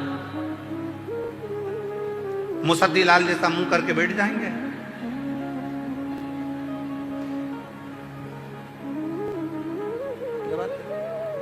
ए भैया, उसने तुझे गिन के दिया था क्या? जम के बोलो। जब प्यार हो जाता है तो गिनकर नहीं दिया जाता है। अगर प्यार है तो गिनकर नहीं देंगे। अगर प्यार हो गया ना, वो कहे मेरा मोबाइल का बैलेंस 50 रुपए का डलवा देना, 50 चुप रहे, मैं डलवा दूंगा। 1 साल का, 1 साल का, 1 साल। भगवान को गिनकर भजन नहीं, वो कहते ना, एक ग्वालन थी, आ जाओ आ जाओ आ जाओ, एक ग्वालन थी, दूध बेचने जाती थी। जिस गांव में दूध बेचने जाती थी उसी गांव के पास में उसका मंगेतर रहता था, जिससे उसकी शादी पक्की हुई थी। अब वो दूध बेचने के लिए जाती थी, आधा किलोमीटर दूर मंगेतर का गांव था। एक ग्वालन रहती थी, जिस गांव में दूध बेचने जाती थी उसी गांव के पास में उसका मंगेतर रहता था, जिससे उसकी शादी पक्की।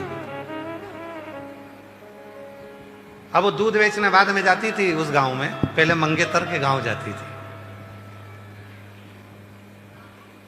जितना दूध लेकर जाती थी लोटा में, किलो 2 किलो, मंगेतर को कम से कम 1-1.5 किलो फ्री में दूध देकर आ जाती।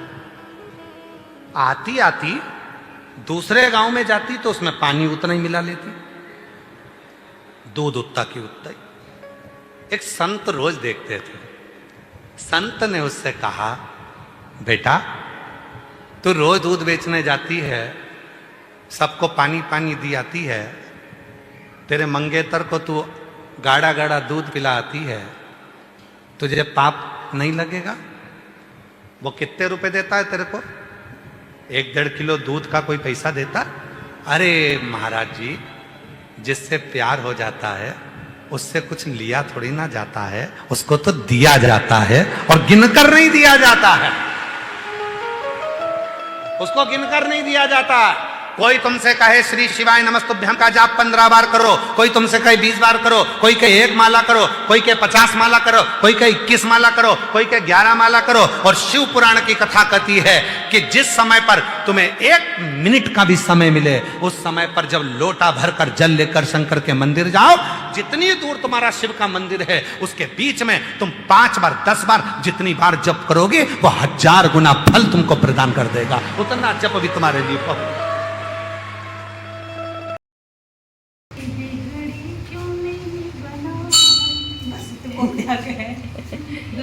श्री शिवाय नमस्तुभ्यं,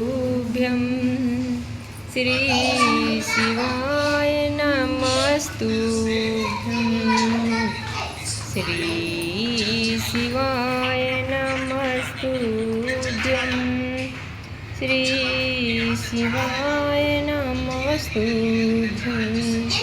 श्री शिवाय नमस्तुभ्यं, श्री शिवाय नमस्तुभ्यं, श्री शिवाय नमस्तुभ्यं, श्री शिवाय नमस्तुभ्यं, श्री शिवाय नमस्तुभ्यं, श्री शिवाय नमस्तुभ्यं, श्री शिवाय नमस्तुभ्यं, श्री शिवाय नमस्तुभ्यं।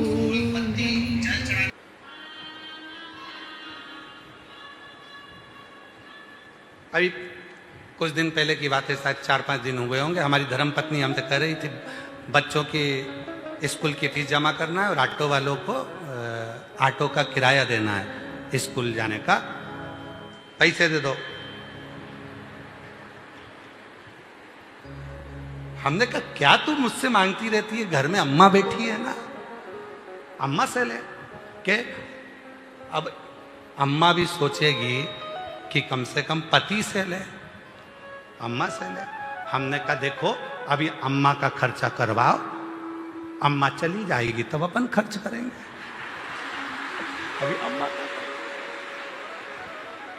अभी अम्मा है। अरे भाई गिनकर मत दो मेरे शंकर भगवान को, कभी नहीं।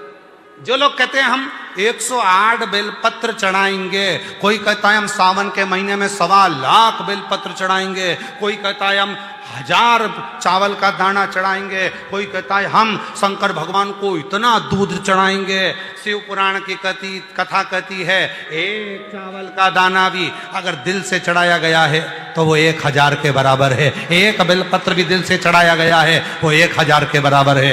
एक फूल की पंखड़ी भी चढ़ाई गई है वो 1000 के बराबर है। और निवेदन है सारे कावड़ यात्रा वालों को, कावड़ियों को, पूरे राष्ट्र में जो कावड़ भरने वाले हैं उनको मेरा करबद्ध हाथ जोड़कर निवेदन है, हरिद्वार जाओ, चाहे काशी जाओ, चाहे तुम्हारा मन हो छिपरा जाओ, चाहे नर्मदा जाओ, चाहे तुम सीवन के तट आओ, पर निवेदन है कावड़ यात्री 100 किलो जल, 151 किलो की कावड़, 50 किलो की कावड़, 21 किलो की कावड़, ये आडंबर, ये दिखावा मत करो। शिव जी को तो एक छोटा सा लोटे का जल भी चढ़ाओगे तो स्वीकार कर लेगा।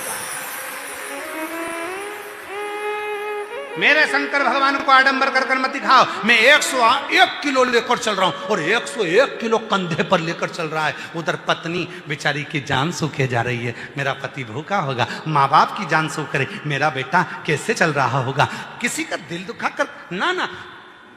हम तो यहां तक कहेंगे जितना तुमसे बने 1 लोटा जल सारी समस्या का हल। और सावन के महीने में 2 लोटा जल।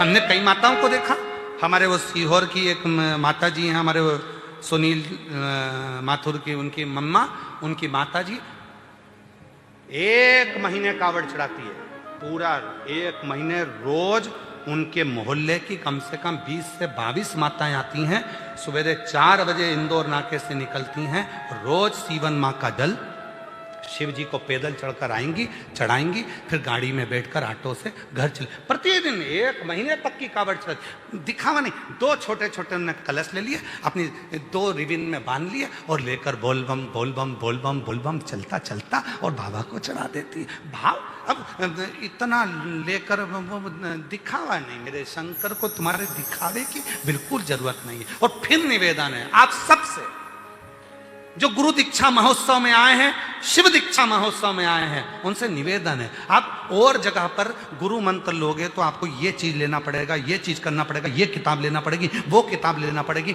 हमारे यहाँ गुरु दीक्षा लेने वालों से भी निवेदन है कोई आडंबर में मत फंसना, शंकर जी का नाम लेना, गुरु दीक्षा ली, मंत्र लिया, शिव का नाम लिया, और बस जब फुर्सत हो तुम्हें लगे कि तुम्हारे बाप की तुमको जरूरत है, तब उस समय उस देव अधिदेव महादेव को पुकारना प्रारंभ करना। शिव तुम्हारे पास, शिव तुम्हारे,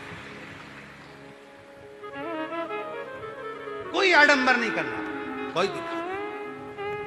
गुरु वो नहीं जो बाजार में मिल जाए, गुरु वो नहीं जो कहीं मार्केट में मिल जाए, पर गुरु वो जरूर है जो खुद से ज्यादा शिव पर भरोसा करना सिखा दे, वो गुरु होना चाहिए। अपने पर भरोसा नहीं, हम पर नहीं करना भरोसा, गुरु से ज्यादा। क्या कहा जब द्रौपदी का चीर खींच रहा था, द्रौपदी का चीर खींचा जा रहा था, द्रौपदी रोती हुई गुरु द्रोणाचार्य के सामने जाती है और गुरु जी से कहती है, गुरु जी मैंने तुमसे गुरु मंत्र लिया है, कोई साथ नहीं देगा, कम से कम तुम तो साथ दो।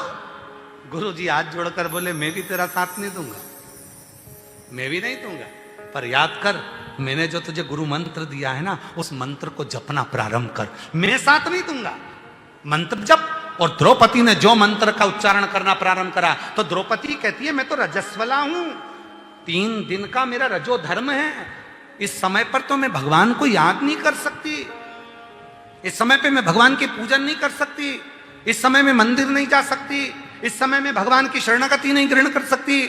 गुरु द्रोणाचार्य ने कहा सुन द्रौपदी, भले तू रजो धर्म से है, पर भगवान का नाम लेने में पीछे मत हटना, मंदिर भले मत जा, शिवालय भले मत जा, पर रजो धर्म के समय पर अगर तू भगवान का नाम लेगी तो भी उसको आना पड़ेगा। और द्रौपदी ने रजस्वला धर्म में 3 दिन की रजस्वला थी द्रौपदी, और जो द्वारकानाथ को पुकारना प्रारंभ करा तो द्वारकानाथ को तो सौगंध दी थी अर्जुन ने, द्वारकाधीश को तो सौगंध दी थी अर्जुन ने। अर्जुन ने कहा था प्रभु आपसे निवेदन है अंदर मत आना, भगवान बाहर खड़े थे। अर्जुन तू हारे तो मुझे बुला। अर्जुन ने कहा था जब तक मैं आवाज ना लगाऊं तब तक मत आना, कसम है मेरी, आप अंदर प्रवेश मत करना। जुए में अर्जुन हारता गया। दुर्योधन ने शकुनी मामा को बुला लिया, पर अर्जुन ने कृष्ण को नहीं बुलाया। क्यों? क्योंकि हम गलत काम करेंगे और हमारा द्वारका नाथ देखेगा तो अच्छा लगेगा। नहीं बुलाया, किसी ने नहीं बुलाया। भगवान छटपटाते रहे, एक बार तो बुला ले। जैसे दुर्योधन ने कहा कि मेरी जगह मेरा मामा खेलेगा, ए अर्जुन तेरे मुख से शब्द निकाल दे कि मेरी जगह चौसर मेरा द्वारका नाथ खेलेगा, तब देख जिता कर बताता हूं। एक बार तो कहे अर्जुन। अर्जुन कहते नहीं है। तब द्रौपदी रजो धर्म से थी। द्रौपदी ने गुरु द्रोणाचार्य से कह दिया मेरा रजो धर्म है, मैं क्या भगवान के मंदिर नहीं जा सकती? भगवान गुरु द्रोणाचार्य ने कहा कौन कहता है कि तू मंदिर जा, कौन कहता है कि तू शिवालय जा, तू तो पुकार उस परमात्मा को। और द्रौपदी ने दोनों हाथ ऊपर कर कर जो द्वारका नाथ को पुकारना चालू करा, तो द्वारकाधीश ने यह नहीं देखा कि रजो धर्म से थी, और द्वारकाधीश ने चीर बढ़ाना प्रारंभ कर दिया। जो चीर बढ़ाया तो शासन थक कर नीचे गिर गया, थक कर नीचे गिर गया। वो नहीं देखता। अब कई लोग कह देते, कई लोगों के मन में आता है इस नदी का जल मत चढ़ाओ, अशुद्ध है। अरे मां, जिसको तुम मां कहते हो वो मां कभी अशुद्ध नहीं हो सकती, वो शुद्ध की शुद्ध रहती है, उसकी मातृत्वता शुद्ध रहती है। मां कभी अशुद्ध नहीं हो सकती। बच्चे की चाहे वो लंगोट धोए, बच्चे को चाहे वो भोजन कराए, पति के चाहे कपड़े धोए, बुजुर्ग के चाहे कपड़े धोए, पर मां शुद्ध की शुद्ध होती है। मां में अशुद्धता नहीं होती। जिस पवित्र नदी का जल, चाहे मां सीवन का चढ़ाओ, चाहे मां गंगा का चढ़ाओ, चाहे मां नर्मदा का चढ़ाओ, चाहे मां क्षिप्रा का चढ़ाओ, चाहे मां सरयू का चढ़ाओ, तुम्हारी मर्जी पड़े, चाहे मंदाकिनी, चाहे गोदावरी, जिस पवित्र नदी का जल तुम भगवान शंकर को चढ़ाओ, तुम ये मत सोचना कि ये नदी अपवित्र है या गंदी है। नहीं, जिस समय तुम जल लेकर जाओगे वो जल भी गंगा जल बन जाएगा और पवित्र हो जाएगा, क्योंकि मां पवित्र की पवित्र रहती है, मां में अपवित्रता नहीं रहती। और जिस व्यक्ति ने अपने मां को अपवित्र कह दिया, कई लोग कहते हैं ये नदी अपवित्र है, ये गंदी हो रही है, वो गंदी, समझ लेना वो अपनी मां की औलाद ही नहीं है, वो अपने बाप की औलाद नहीं है। उसमें पवित्रता देखिए, अपवित्रता नहीं, उसमें शुद्धता देखिए, अशुद्धता नहीं। चश्मा लगाओ, अच्छा अच्छा ही दिखेगा। नीला लगाओगे तो नीला, पीला लगाओगे तो पीला, काला लगाओगे तो काला दिखेगा।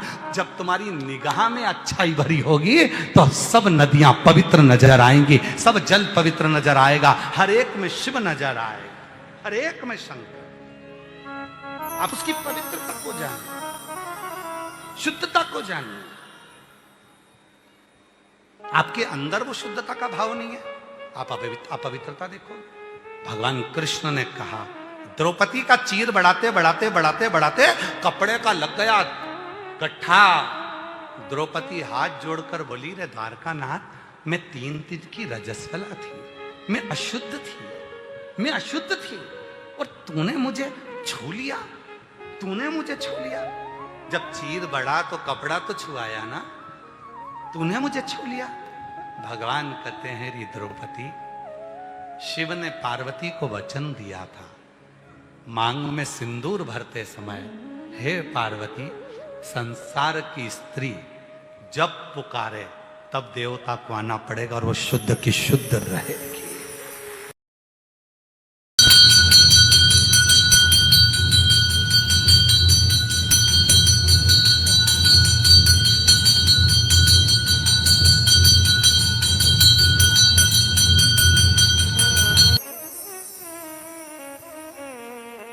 अभी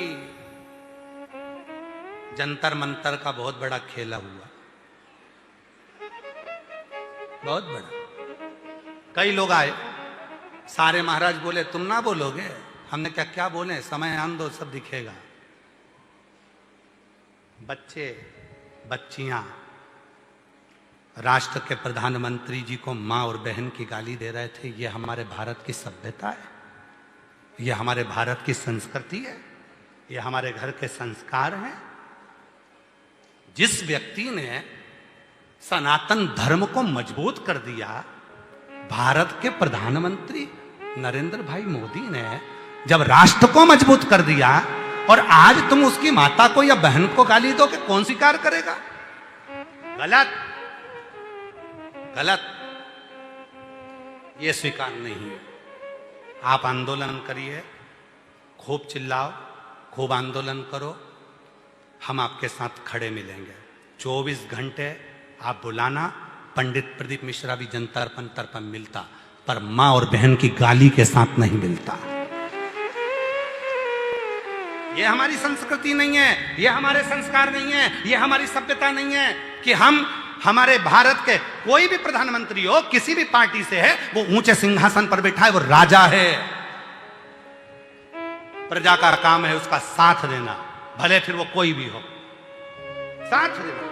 पर कोई माँ और बहन की गाली दे, अपशब्द कहे, ताना दे, किसी को गलत बोले, ये स्वीकृति नहीं हमारा शास्त्र कहता। हमारा शंकर तो ये कहता है, हमारे शिव को क्या कहा जाता है? कर्पूर गौरम करुणावतारम संसार सारम भुजगे। आप लड़ो, अपनी लड़ाई लड़ना चाहिए, आप आंदोलन करो, करना चाहिए, आप आवाज उठाओ, उठाना चाहिए, आप संघर्ष करो, करना चाहिए, और आपके साथ पूरा राष्ट्र खड़ा होगा। ऐसा नहीं है कि कोई माँ बाप खड़े नहीं होंगे, कोई बच्चे खड़े नहीं होंगे, सब खड़े होंगे। पर कब? जब आप संस्कारों के साथ लड़ाई लड़ोगे, जब आप सभ्यता के साथ लड़ाई लड़ोगे, जब आप सांस्कृतिक के साथ लड़ाई लड़ोगे, जब भारत की मर्यादा के साथ लड़ाई लड़ोगे। पर भारत की मर्यादा से हटकर, भारत की सभ्यता से हटकर गाली के साथ अगर लड़ाई लड़ोगे तो कोई तुम्हारे साथ नहीं खड़ा होगा, तुम अकेले ही मिलोगे। कोई अब किसको गाली दो? मां में क्या अंतर है? मां में क्या अंतर है? अभी ये बहन बैठी है, ये बहन को देखो, अपने बच्चे को लेकर आई, उसके भी दोनों पांव पूरी तरह से खराब है। बच्चे की हालत देखोगे तो वो भी खराब है। एक बार बहन अपने पांव दिखा ना, थोड़ा सा दिखाओ, थोड़ा सा ऊंचा करो, दिखाओ जरा, कैमरे पर दिखाओ जरा, पांव दिखाओ उसके कैमरे पर। उसके पांव की स्थिति देखिएगा जरा, उसके पांव खराब है, उसके बच्चे की स्थिति खराब है, पांव में हाथी मत्था हो गया, ये पांव देखिएगा, ये पांव स्थिति है। बच्चे की स्थिति खराब है, पास में बाल रखे उसकी भी स्थिति बताओ, दोनों की स्थिति खराब है। कल क्या कर रही थी मालूम है आपको? कल कहती है, गुरुजी कुबेरेश्वर धाम हमारे पापा का घर है, बहुत जीवन में दुख है, बहुत दुखी रहती हूं, पर जितने दिन मैं कुबेरेश्वर धाम पर रहती हूं ना, उस दिन ऐसा लगता है मेरा पापा अपने हाथ अपने सिर पर रखता है और मेरा दुख नहीं। गुरुजी हमको चलने में तकलीफ होती है, हम जा नहीं सकते, आ नहीं सकते, क्या कभी कुबेरेश्वर धाम पर रिक्शे चल सकते हैं अंदर की अंदर? हमने उसको वचन दिया, थोड़े समय की बात है, जब ये पूरा बन जाएगा, रिक्शा प्रांगण के अंदर धर्मशाला, बट वृक्ष, कुबेरेश्वर बाबा, हॉस्पिटल के आसपास में सब दूर बैलगाड़ियां चलेंगी, रिक्शा चलेगा, और उसका कोई शुल्क आपको नहीं देना पड़ेगा, सब अंदर प्रेम से भ्रमण कर सके, घूम सके। मंदिर प्रांगण के अंदर ई रिक्शे चलाए जाएंगे, जिसमें आप आराम से दर्शन कर सको, बुजुर्ग लोग बैठ सके। और कल ही हमने निर्णय लिया, समीर को हमने कहा है, आशीष को हमने कहा है कि अगली बार से कोई कथा हो, उस कथा में वृद्ध लोगों के लिए और जो पांव हाथ से विकलांग है उनके लिए अलग एक बैरिकेड बने, और उसके अंदर वो जाकर बैठकर कथा को श्रवण करें, करें उनकी व्यवस्था। ये अपने पिता का घर है, प्रेम।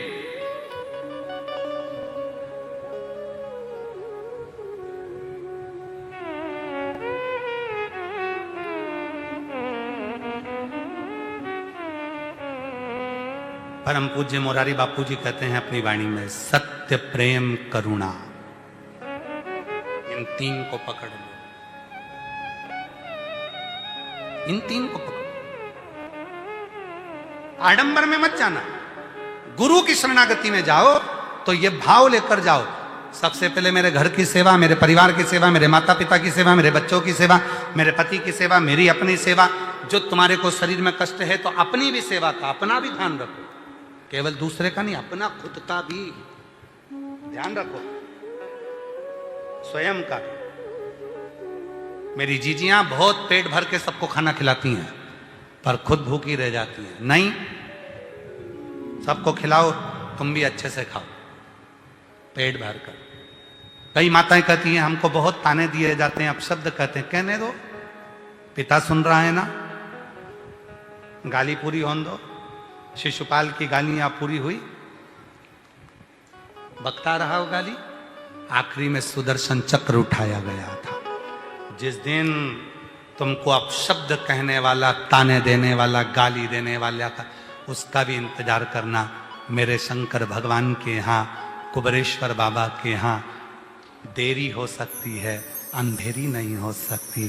थोड़ा इंतजार करो, थोड़ा तो गिनकर मत देना। चावल का दाना हो, बेलपत्र हो, जल हो, फूल हो, शिव को नहीं, आपकी मर्जी पड़े उतना दे दो, समर्पित समर्पित।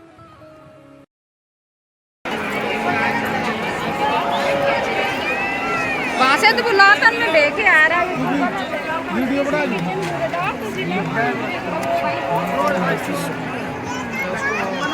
चलो चाचा,